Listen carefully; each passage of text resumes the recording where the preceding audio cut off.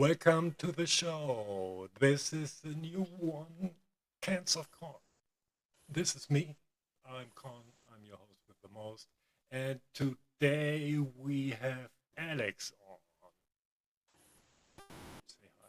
Welcome to the show. Hi, this is actually Axel Fair-Schulz. Oh no, I fucked up already. No problem, Alex and Axel, they're close enough. So what are we talking about?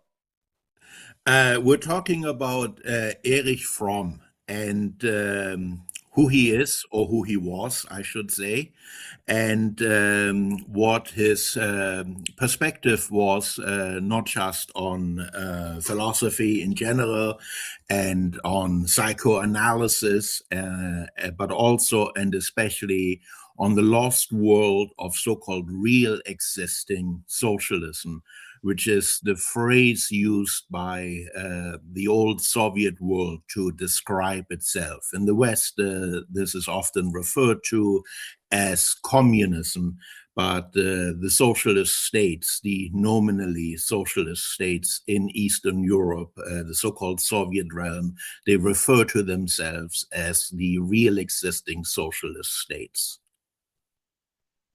Right. Well, that's going to be a lot. Sounds interesting. I'm a big fan of Mr. Fromm.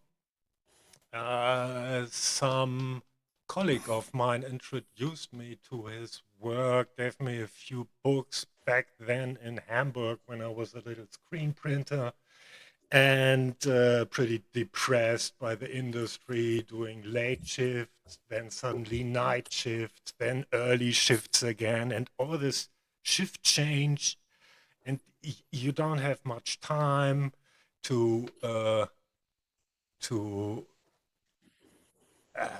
get used to the new time zone you're living in. But when you don't play along, the boss won't think of you nicely, and you're already out of the job. So I was out of the job. He never got his two books back again, so I'm sitting now on two more of Erich Fromm. Uh, Sorry, Rich. Thanks for introducing me to Fromm. You did a real service to an old comrade. And yeah, I talked a lot about Fromm lately, which is why this comes really handy. And I'm always coming back to his book, Fear of Freedom, where he has this analysis that's already psychoanalysis, essentially, regarding the authoritarian personality, how people cope with the systems of power, and in that way, essentially lose their freedom. So we are living in this contradiction of our freedom, keep ourself and our soul, and also function under capital and under the systems of capital, of authority, of exploitation. So that's pretty present still with me. And I think it's kind of weird that he's so overlooked, especially in Germany. Um, uh, that seems to be the fear of freedom, like literally in the media sphere, in the culture, that yeah, has he's like this black spot on the map, totally uncharted territory. So let's look at this. Absolutely, which is very interesting because Erich Fromm was incredibly productive. He wrote lots and lots of books that have been commercially successful as well. I believe almost every single book of his sold at least 1 million copies. And that speaks not just to the commercial success, but to the resonance his books had with popular audiences. Fromm was able to introduce millions of readers, literally millions of readers, to fairly complex ideas. People who have never before heard of Tolstoy or Goethe or Marx or Freud were introduced to these thinkers. Fromm operated essentially as a public intellectual between the 1930s and his death in 1980, so the late 1970s. And for much of that time, the political climate, the cultural climate was quite conservative. And when you read Fromm's books today, you notice how unabashedly socialist he was. And the things he said in the 1950s, for example, in his books, they were so, outside and beyond the zeitgeist. It's remarkable that he was able to say these things during the era of McCarthyism, and he got away with those things. And they resonated with millions and millions of readers. So Fromm was an outsider, but he was not an isolated outsider, an outsider without influence. He had a great deal of influence. He was a leftist, unabashedly a leftist, a self-declared socialist, socialist humanist. He made no bones about his connections with Marx. He wrote, in fact, 2 books that very much explicitly engaged with Marx. One was called Marx's Concept of Man. It came out in 1961. And the second volume was called Beyond the Chains of Illusions, My Encounter with Marx and Freud. Came out 1 year later in 1962. And again, both books sold over 1 million copies, so they found mass audiences. So we have here the situation of a leftist public intellectual. There are not too many examples of that. The only person who comes to mind today would be perhaps Noam Chomsky. Fromm was able to introduce very complex ideas in ways that mass readership could relate to, and I think that is an important lesson for leftist intellectuals who sometimes today write in a language that is not as accessible as it should be to general readers, either because they use academic jargon, which is problematic because it is too arcane for the general public. And they might also use political jargon that might make sense within left-wing circles, but is not as accessible to the public in general. So there's a lot to be learned from Fromm.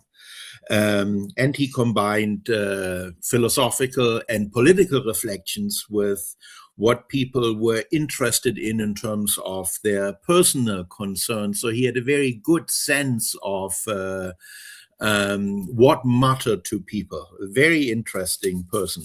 Incidentally, when I grew up, and I grew up on the so-called other side of the Iron Curtain, I grew up in East Germany. Erich Fromm was, you mentioned, he's sort of forgotten in Europe today, and probably the general public might not know him either very much.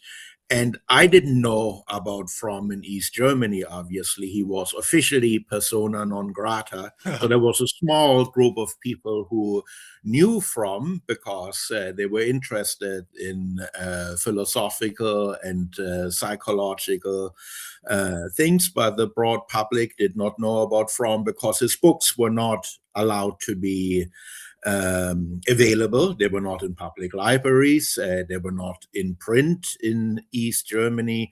So I really got to know Fromm after the state socialist system collapsed in 1989, 1990. And after I moved to the United States in 1990 as well. So, but as I started reading Fromm, incidentally, I read when I started reading Fromm, I read the book that most people encounter when they read anything by Fromm, The Art of Loving, which is his most well-known book. I think it sold over 20 million copies. And it opened the doors for me to other books of his. And I just want to mention a couple of them. I think you referred to his 1941 Escape from Freedom, which is his first major book that puts him on the map. Then in 1947, he publishes Man for Himself, an inquiry into the psychology of ethics. And these two books already illustrate the breadth and the depth of his interests. Fromm is a psychoanalyst by training, and he's very interested in lots of different topics. He believes psychology must be connected with philosophy. It must be connected with ethics. So he writes his books with a general audience in mind. He is interdisciplinary in his approach. In 1955, he writes The Sane Society, where he essentially concludes that whatever we live in, whether it is Western-style capitalism or Eastern-style state socialism, it's not a sane society. We live in a society that makes people ill because it is in and of itself a profoundly ill society. Then the two books I've already mentioned, Marx's Concept of Man and Beyond the Chains of Illusions, My Encounter with Marx and Freud, The Anatomy of Human Destructiveness, published in 1973, To Have or To Be, another one of his most famous books. It came out in 1976. There's another volume I want to mention, at least in passing. It's a very important book. It's not written by Fromm, but edited by him. It's called Socialist Humanism, an International Symposium. It came out in 1965. And it's essentially the result of Fromm having approached a variety of leftists in East and West. East and West, especially in terms of North America and Europe, including Eastern Europe. I think Fromm included at least two Africans, but one weakness of that volume is there were not as many people from the global South as one would have wished, but no book can do everything. But this volume, Socialist Humanism, is essentially an effort to bring together people from the Eastern and the Western side of the Cold War in terms of the First and the Second Worlds, at least, and invite them to write essays on what they perceive to be socialist humanism, which amounts to a critique of Western capitalism as well as the bureaucratic state socialist model that was developed within the Soviet realm. Mhm. So I don't know what were your favorite or most interesting books by Fromm? You mentioned Escape from Freedom. Mhm. Are there any other books of Fromm's that resonated with you and left a lasting impression? Yes. Having or being, haben or Yeah, to sein. have or to be, I believe, is Yeah, yeah, yeah, the yeah. English title. Yeah. And interestingly enough, I have a German version that is essentially titled Fear of Freedom, Angst vor Freiheit. Is, I don't know, maybe a newer print or something, edited version. Could that be Escape from Freedom by any chance? And I think it's a reprint and they changed the title or something. But I thought that this is weird. I have to look into this. What kind of book I'm having? Seems to be some weird reprint. And no, those were the two. Those were the two I snatched from him. And then I've looked into the Wallace interview of Fromm, and there I saw him the first time in person, um, laying it out all out, and then I found some more stuff online about him and some more uh, presentations, and didn't really look into books further. That's something for later. Still got something to read from him. Yeah, well, I still have a lot to read Yeah. from him as well. A colleague and friend of mine who has since passed away, his name was Walter Weitzman. I teach European history at the State University of New York in Potsdam. And it's not the Potsdam in Germany, where I incidentally used to live as well. But it's a small town not too far from the Canadian border in upstate New York. So you And are where the two Potsdams meet. yes, where the two Potsdams meet. Yes. In fact, I was in Potsdam, Germany when I applied for the position in Potsdam, New York. At that point, I didn't even know there is a Potsdam in upstate New York. Funny. And also to many Europeans, New York is often equated, New York State with New York City, and nothing could be further from the truth. Potsdam, New York, in New York State, is almost 8 hours by car from New York City. Mhm. So New York State is a fairly big place. I So see. we're about a half an hour from the Canadian border, a small town of about 12,000 people.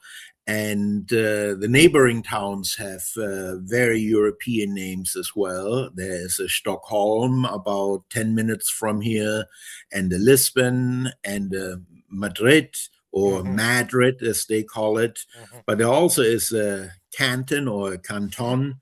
So, in any event, Walter Weitzman, he was the predecessor of my predecessor. He had my job between 1963 and 1984, something like that. Mhm. And he was a democratic socialist as well, an Austrian Jew who escaped from Nazism, ended up in the United States. He was a democratic socialist, and he knew Erich Fromm and collaborated with him. And somehow he ended up with the collected works of Erich Fromm in German, die gesammelten Werke von Erich Fromm. And he gave them to me, so I inherited those volumes. That's fortunate. So Yes, so there's quite a few volumes. So I have read some of them, but not all of them. So there's still a lot to be discovered because it's remarkable how versatile Fromm was, how much he has written, and on how many different subject matters he has written Yeah, things. and then furthermore, you get to discover he was also at the center of a massive social study they conducted in Germany, and that pretty much laid the foundation for the entire thing we call the Frankfurt School. So, Absolutely. Absolutely, he was a major member of the Frankfurt School. So, yes, so perhaps I should say something about his background and the various roles he has played in his life. So he was born in 1900. He died in 1980. Incidentally, he was born in Frankfurt, so it's interesting that he would, of course, at some point end up as a member of the Institute for Social Research, the so-called Frankfurt School. He will always be associated with the Frankfurt School, even though at some point the two leaders of the Frankfurt School, Max Horkheimer and Theodor Adorno, disassociated themselves from Fromm. So while Fromm is definitely part of the history and the traditions of the Frankfurt School, there are some ruptures and discontinuities as well. So he died in Switzerland. He lived in different parts of the world, most prominently, in addition to Germany, of course, the United States, but also Mexico. In terms of his identity, Fromm was an internationalist. He was a cosmopolitan. He was a Weltbürger. He was a citizen of the world, and he abhorred nationalism.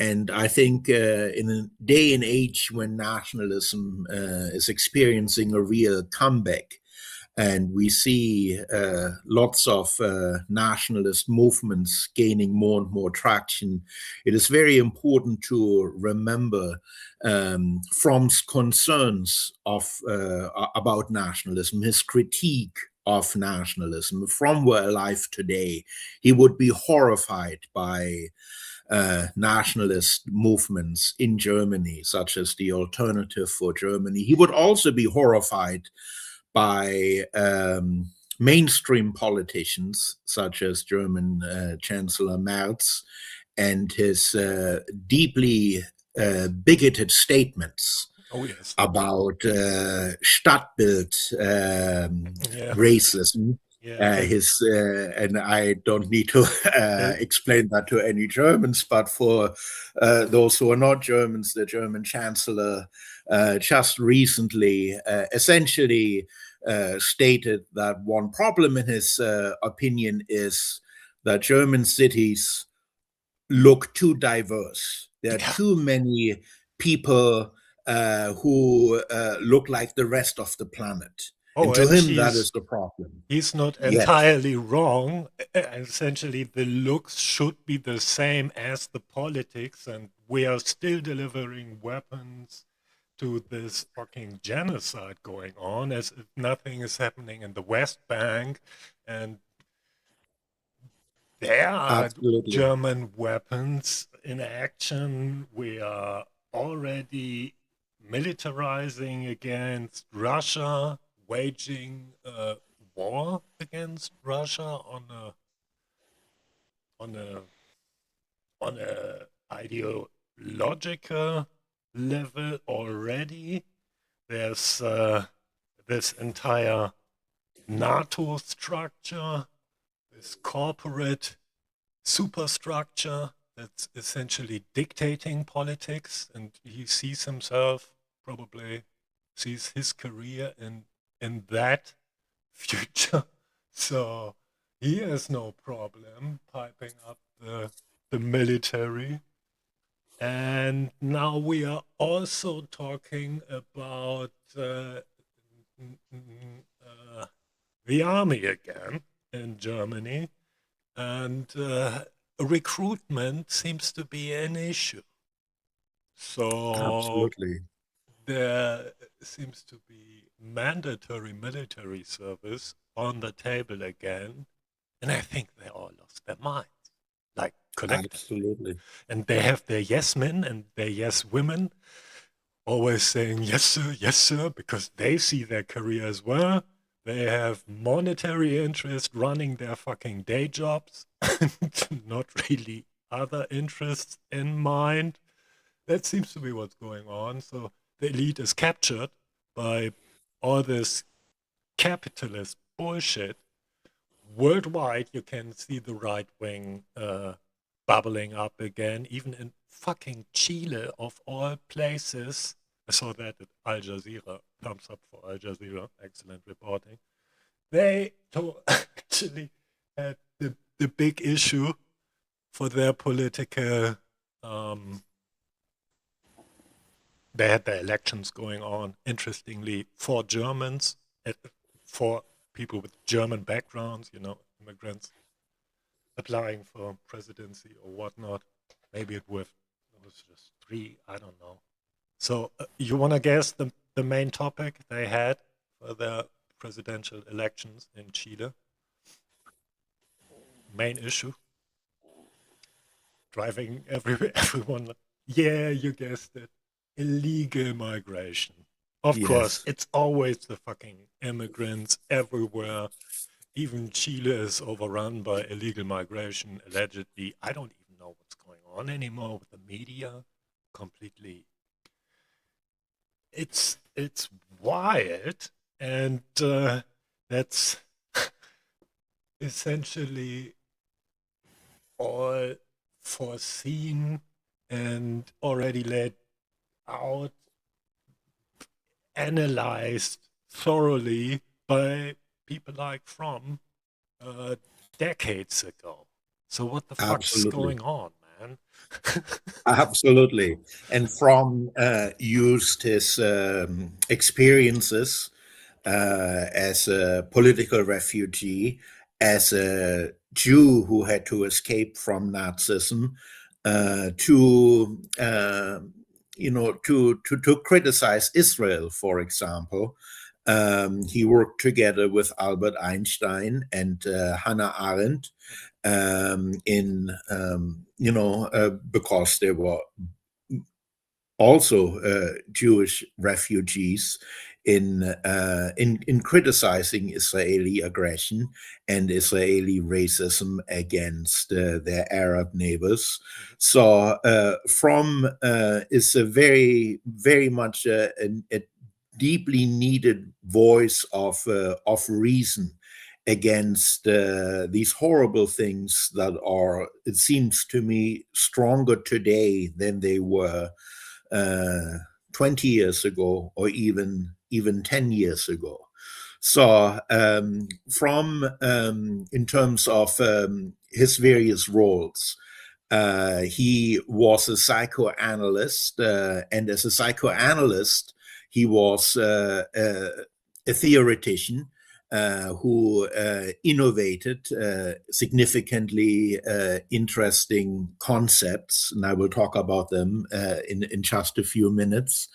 He also was a practitioner, a clinician. He had, since the 1930s, incidentally, when he was laid off by the Frankfurt School, a fairly successful psychoanalytical practice. So he was not just someone who delved in the realm of theory, but was very practically engaged Mhm. in dealing with patients, and this back and forth between interacting with his patients and theoretical reflection has always been a significant part of his life. So what do we Um, know about this fallout with Adorno and Horkheimer and leaving the Frankfurt School and all that? How's your Well, it's without going into too much detail, it's essentially in some ways it's also connected, or there was a replay of that many years later when Fromm had another fallout or confrontation with Herbert Marcuse, Mhm. another member of the Frankfurt School. And without oversimplifying matters too much, the core issue was disagreement about the Sigmund Freud and psychoanalysis in general, and the importance of instincts versus learned behavior. Essentially, Horkheimer and Adorno and Marcuse as well criticized Fromm for underemphasizing the role of instincts and saying Fromm privileges learned behavior and the influence of society too much at the expense of biological and instinctive components.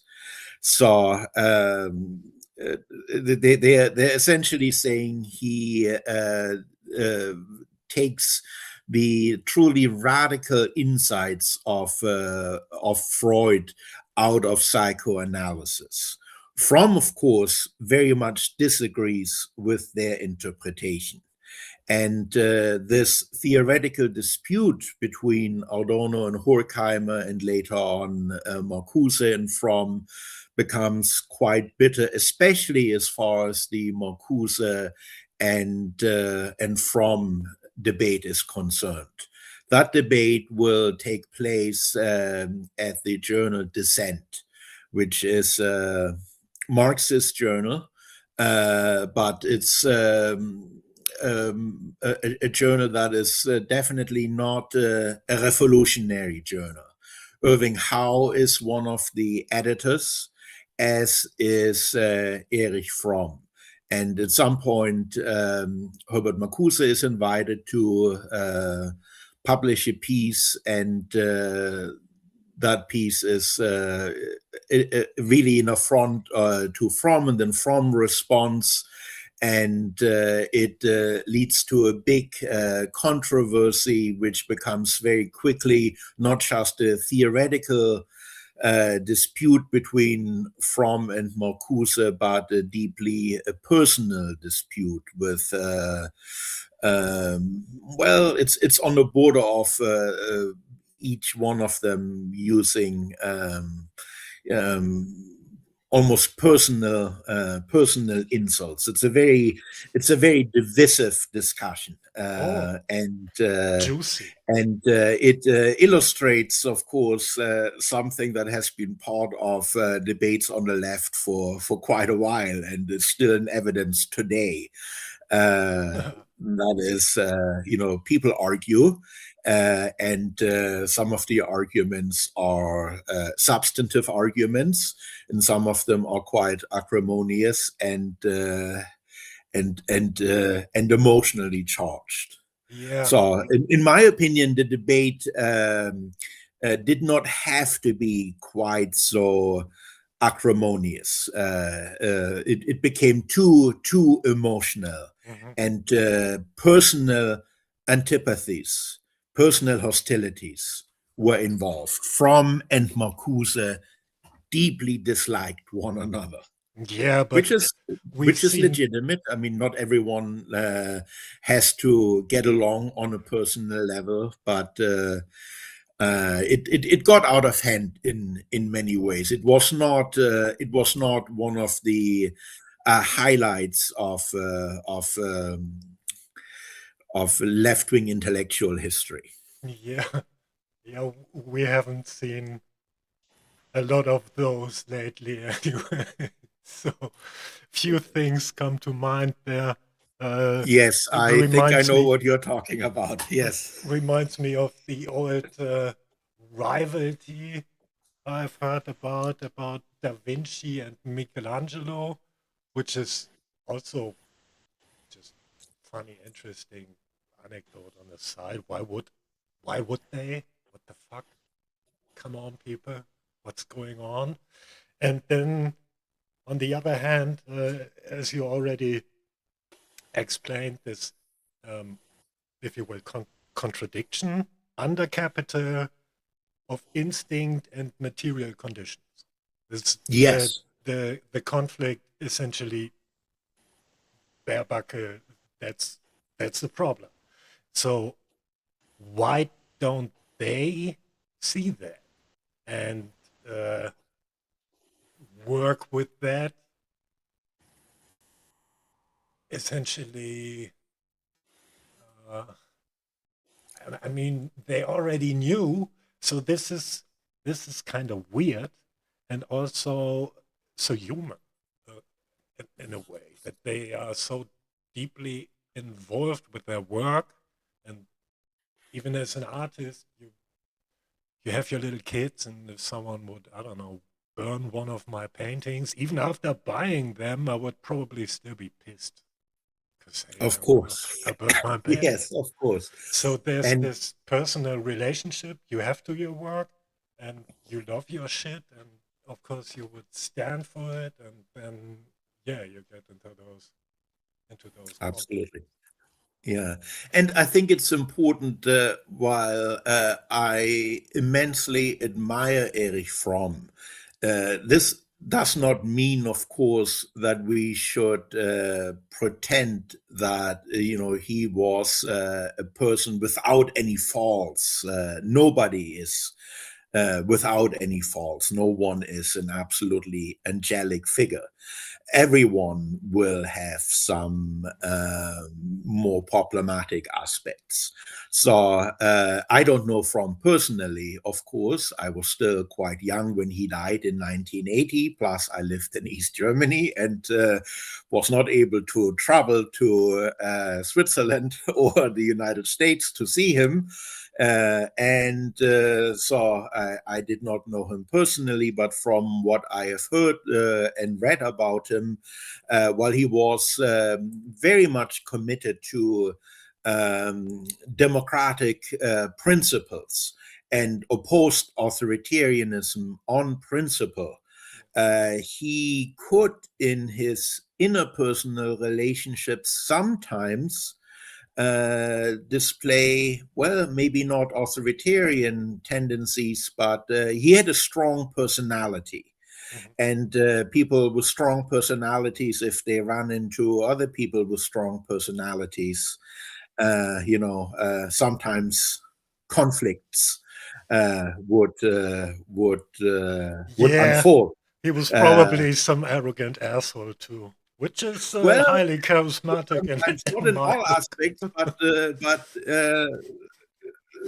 so that there have been some conflicts. So the point is,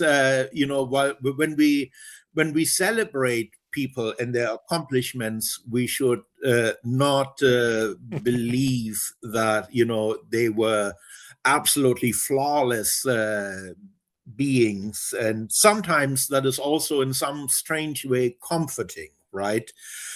Because if we approach people like Albert Einstein or Erich Fromm as saints on pedestals, then we find too little in common with them. So seeing them with their human foibles sometimes is comforting, and I don't think these foibles were too destructive, but they definitely did exist. Speaking of foibles and more problematic aspects, so Fromm was a public intellectual. He wrote an immense amount of material.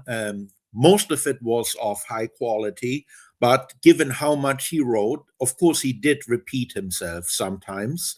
He did recycle some of his arguments, and given that he engaged so many different topics, obviously, people who had more narrow expertise did criticize certain aspects of his work.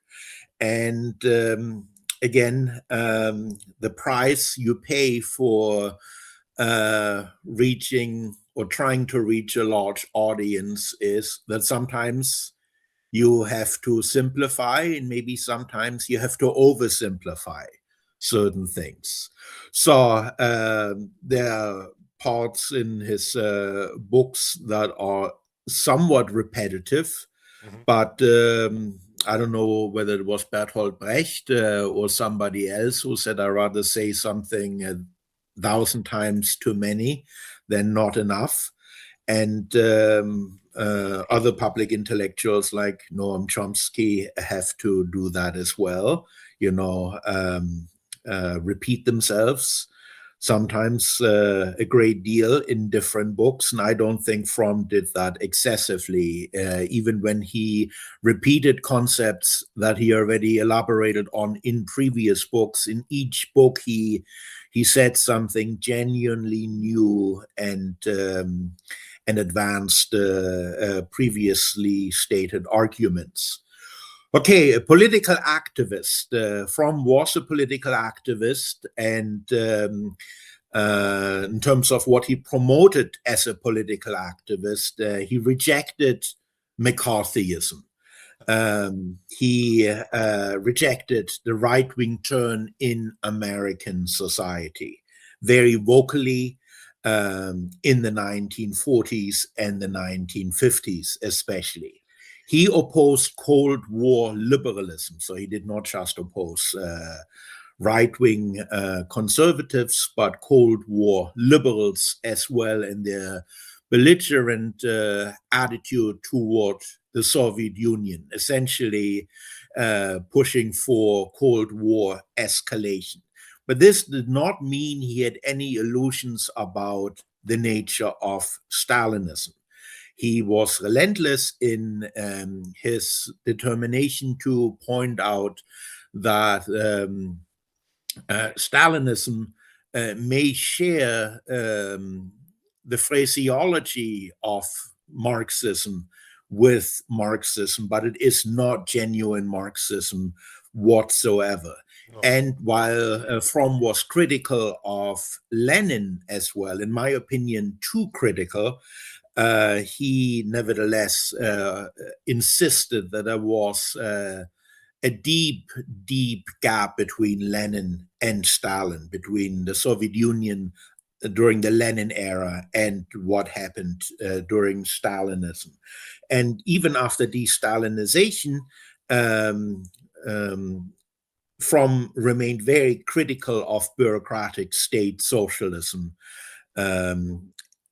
But at the same time, he challenged any attempts to demonize the Soviet Union. So he advocated for socialist humanism, for a democratic socialism. And the question, of course, is what did he mean with socialist humanism? And what he essentially meant with that is what Marx and Engels wrote in the Communist Manifesto, when Marx and Engels state that the freedom of the many is contingent upon the freedom of the individual. So first of all, the insight that collective freedom and individual freedom, personal liberty and collective liberty are intrinsically connected. You cannot have one without the other. Mm-hmm. And that indeed you need to have individual liberty as a condition for collective liberty. Marx and Engels argue that you need individual freedom as the condition to make collective freedom possible. So valuing individual rights is a core component of socialism to Erich Fromm, and that is his definition of socialism. Socialism is not an abstract concept. It's not an abstract idea of,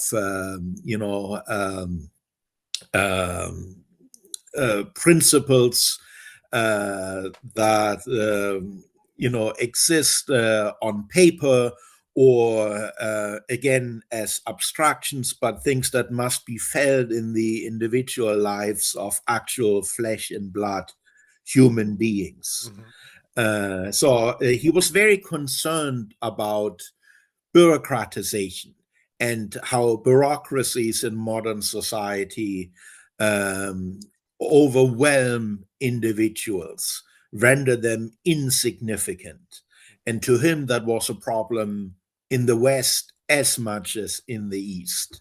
And real socialism was to free the individual, not find new ways of oppressing individuals and just disguising that by using, fake emancipatory phraseology.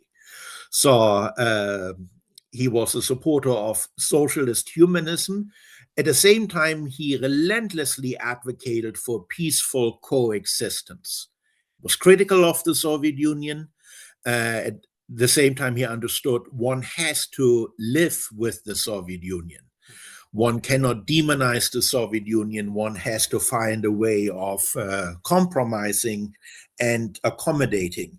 And this is actually something very interesting about Fromm as a political activist, because one can notice two very interesting tendencies in him. On the one hand, there is a utopian tendency. Some people have referred to it as a prophetic tendency, where he has very high-minded, idealistic principles. And at the same time, there's a very pragmatic dimension to his political activism as well. He's not one of those political activists who tries to stay out of practical politics or avoids contact with political officials. On the contrary, Fromm cultivates ties with high-ranking political officials, including members of the Kennedy administration. And some of his fellow supporters of democratic socialism even thought he may have gone too far. A good example is, for example, his relationship with McGeorge Bundy, who in some ways can be considered, he was the national security advisor to Kennedy. He was not innocent when it comes to the escalation of the Vietnam War. So some would see him as a rather Machiavellian figure. But Fromm believed if you want to translate high-minded principles into actual influence, you need to talk to all sorts of people, including people you have philosophical disagreements with and maybe moral concerns about. So Fromm tried to cultivate contacts and connections with powerful people because he thought you need to negotiate not just with those who think like you, but with people who might not think like you, but people who have a great deal of power. That was his understanding of peaceful coexistence. So this notion of combining the prophetic and the utopian with the pragmatic.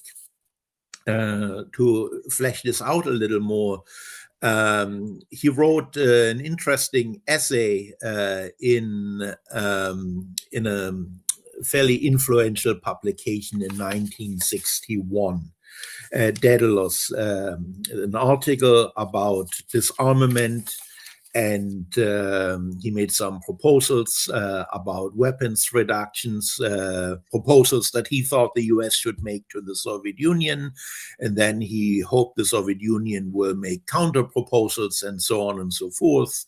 And apparently Kennedy read this article when he was still a political candidate and found the rhetoric persuasive.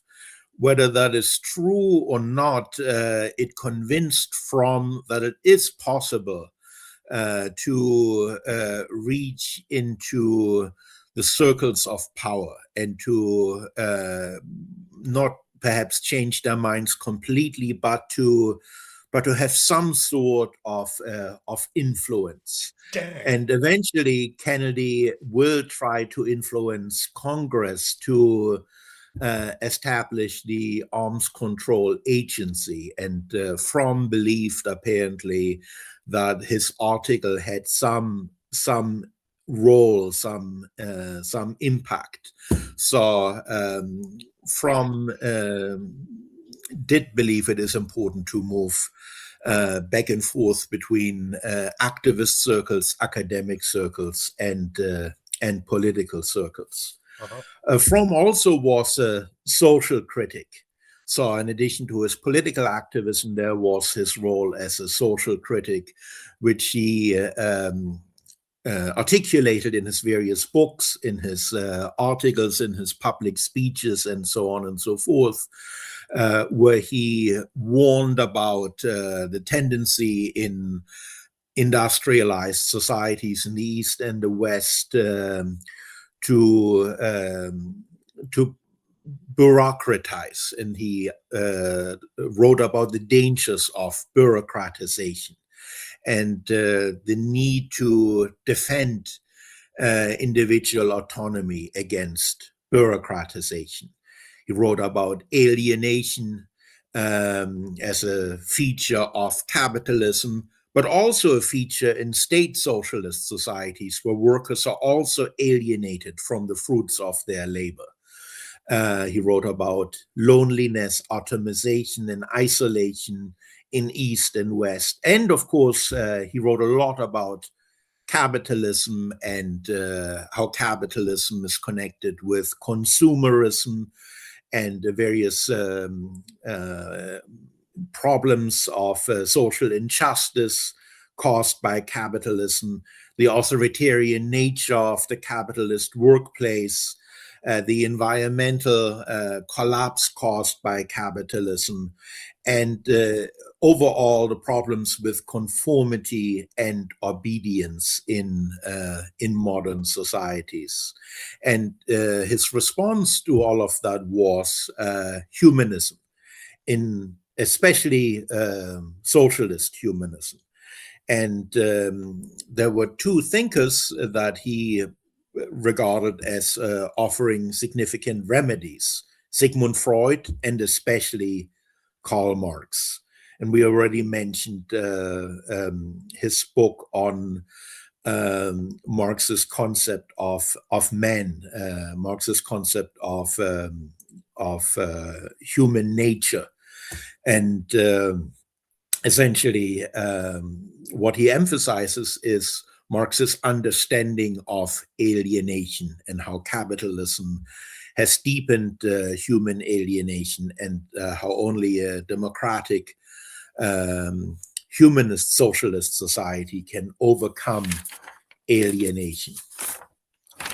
So why does Fromm still matter today?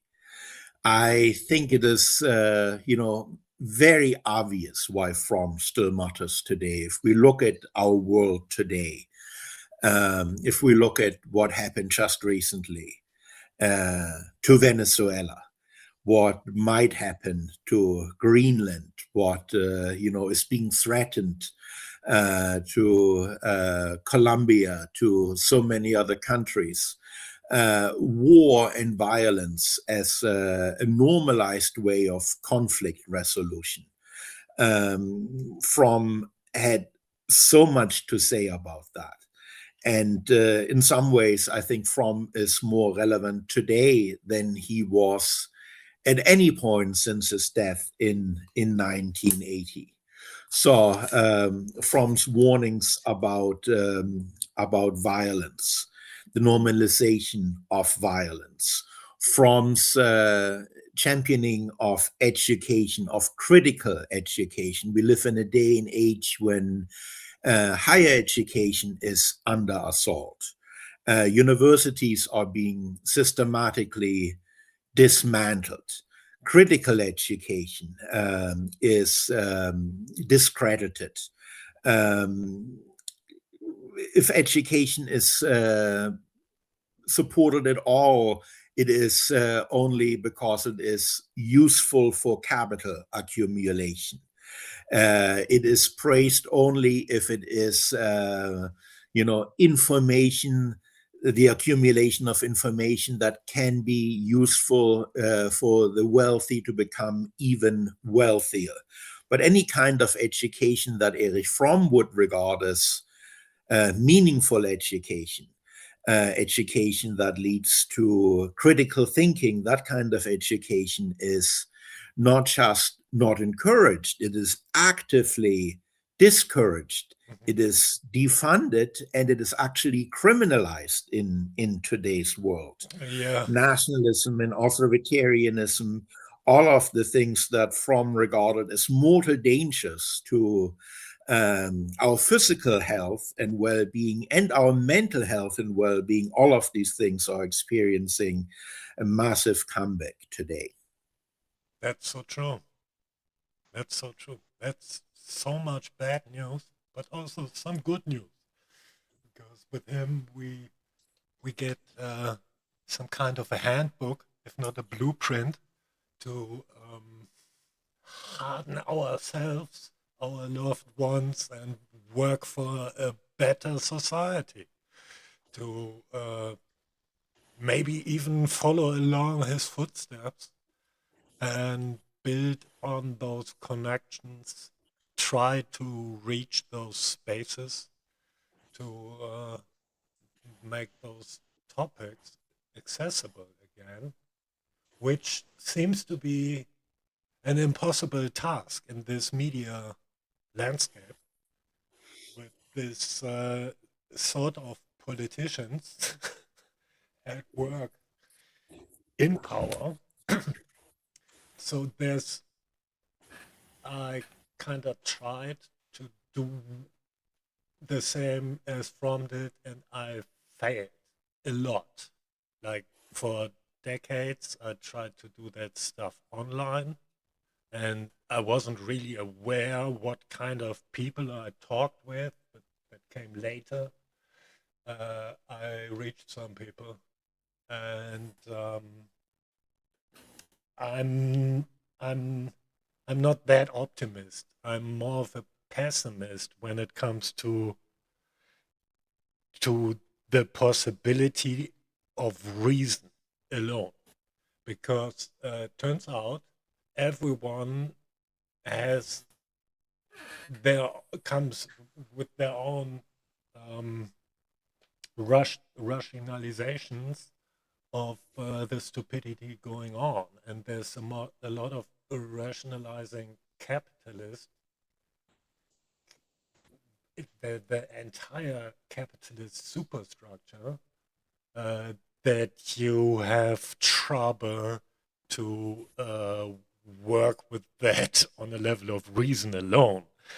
At this stage, we also have this military industrial complex, this PR structure that's constantly waging operations to discredit, disinform, misinform, do damage control, and just make power palpable.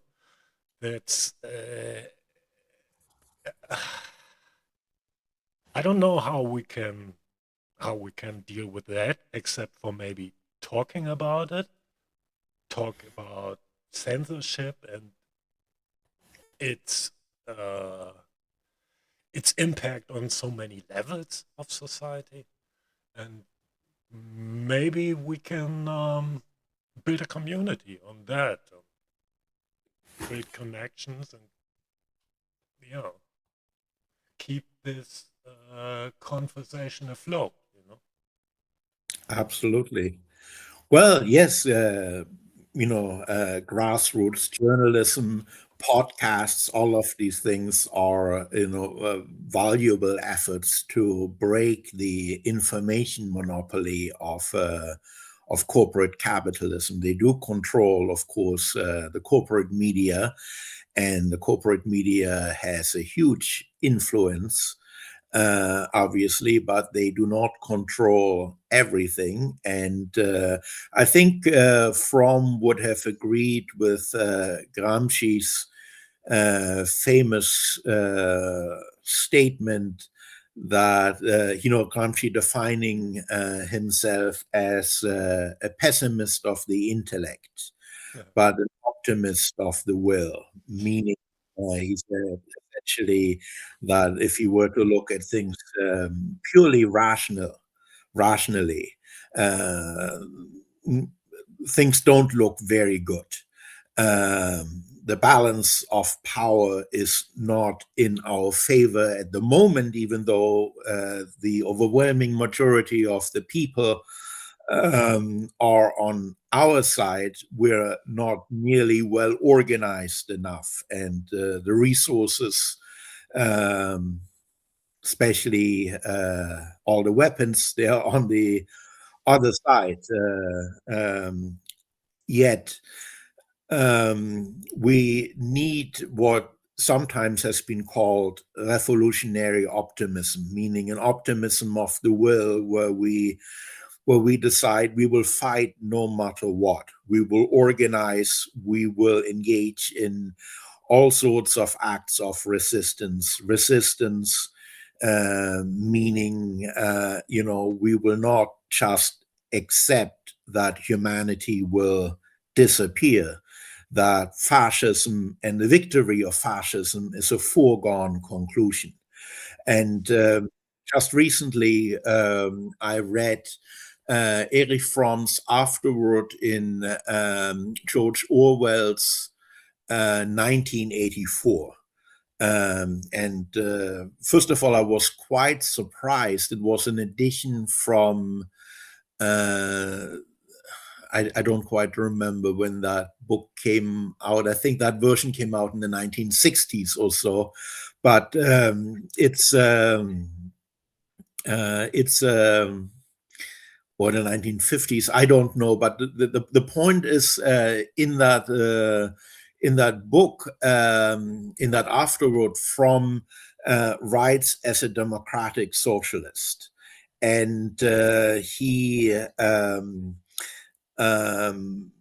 very much, of course, criticizes the Soviet Union, especially under Stalin, but he also criticizes the Western world and argues essentially, what we see in terms of authoritarianism is a universal problem in these modern societies, whether we're talking about this or the other side of the Iron Curtain. And the individual is under siege, under attack. And the resolution or the answer to these problems is democratic socialism, is Marxism, is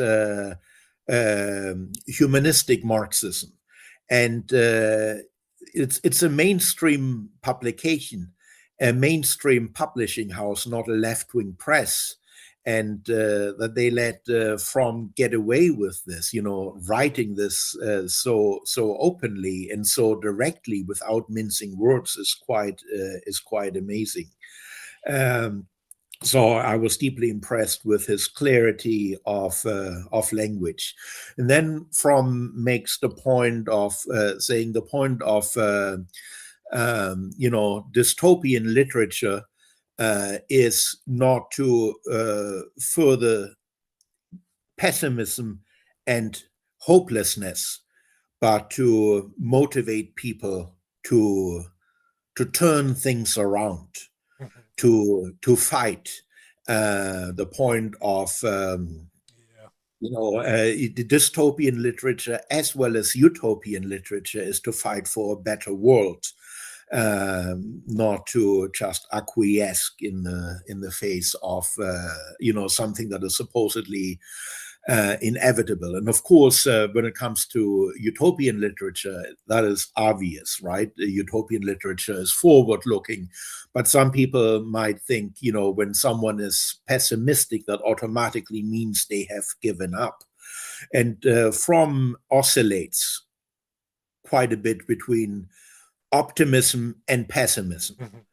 But I think even when he is pessimistic, his pessimism is a pessimism that ultimately is a fighting pessimism. It's not a pessimism that wants us to just surrender to things. It's driven by this optimism of the will.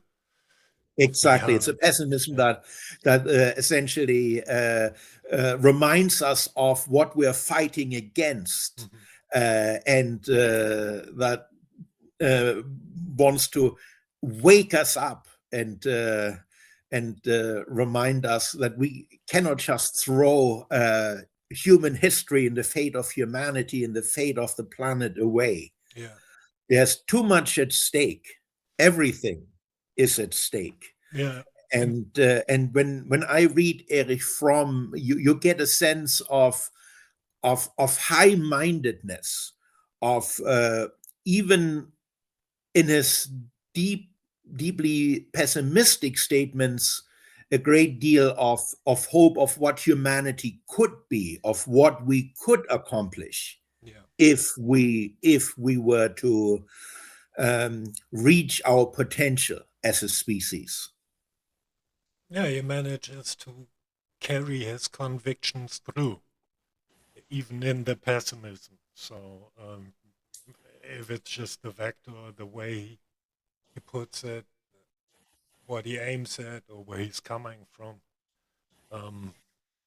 For me personally, it's interesting that you mentioned it, this dystopian science fiction stuff, I think radicalized me a good bit in my, 20s, when I was doing a lot of role-playing and stuff, dealing with science fiction and fantasy story narratives, stories.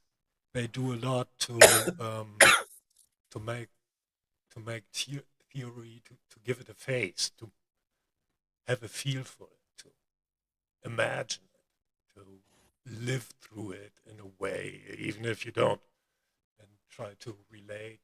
And so that's something the left is really bad with in general. So something to learn from there as well, I bet. Absolutely. I attended the Socialism Conference last year, 2025, in Chicago, and one panel that hosted Boots Riley, the singer and filmmaker, focused explicitly on that subject matter, the left and utopian literature, the need for utopian literature. And of course, Boots Riley pointed out that we need dystopian things as well, because we need to be reminded and have our sense validated that not all is well, that things are indeed quite horrible. And dystopia does not mean, to get dispirited, but to get a sense of, that we should aim for something much better. And I think Mark Fisher articulates this in his book, Capitalist Realism. Capitalism, especially neoliberal capitalism, has waged an assault on our memory to such a degree that it is very difficult for many people to even imagine an alternative to capitalism any longer. People often think, this system is all that is possible. There's no alternative. The world has never been different. It is not different. It can never be different. History has ended. History has ended. And then it has ended. There has never been a history. This is eternal now we are imprisoned in.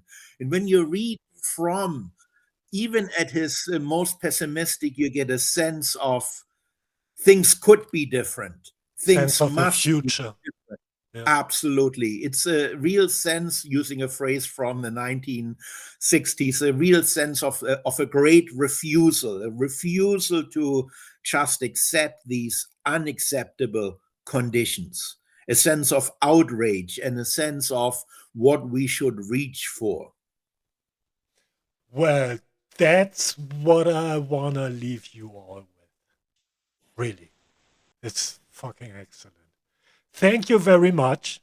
I hope you're going to be some longer around so we can do a Zoom call with Absolutely. in case some of you want to show up. Then check out the Patreon site where we'll post this video and an invitation to the Zoom call. And so much for me. Con signing up. Excellent. You want to say something for our viewers? Yes, it was a pleasure introducing myself and talking about Erich Fromm. There are just a few minor, or perhaps not so minor, things I want to mention. Erich Fromm played a role in East Germany. For example, Robert Havemann, when he wrote his second most influential book. His most influential book, Robert Havemann was one of East Germany's most famous critical Marxists. His most influential book was Dialektik ohne Dogma, Dialectic Without Dogma. His second most influential book was a book about eco-socialism. And while preparing for his book on eco-socialism, he read things by Erich Fromm. The Stasi, the East German secret police, searched his house, and they made a catalog of his library, and thus we know he had Erich Fromm's Marx book in his library. So Robert Havemann read Erich Fromm, and Erich Fromm read East German critical Marxists. There's another East German Marxist, critical Marxist, who was an eco-socialist, Wolfgang Harich. And when Fromm wrote his book To Have or To Be, he mentioned Harich, one of Harich's books on communism without growth, as a significant contribution. He stated that Harich is one of the few thinkers on the other side of the Iron Curtain who recognizes that there must be limits to limitless economic growth, which is one of the things Stalinist Marxists have often uncritically promoted. I'm thinking I'm stealing another hour from you again, maybe next week or in 2 weeks or whatever, because that's something that already came up again.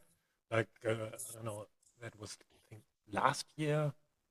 It was a big discussion of, so we should take some more time for that. And I don't know, but maybe we can talk a bit about it after the stream and the Zoom. That sounds excellent. Looking forward to that. Okay, so we meet again in 15 minutes, short break, get some more coffee, hit the bong or whatever. That sounds good. I'll post the Zoom link on the Patreon. And then... Okay, and you can send it as an email too. Okay. Bye, people. Okay.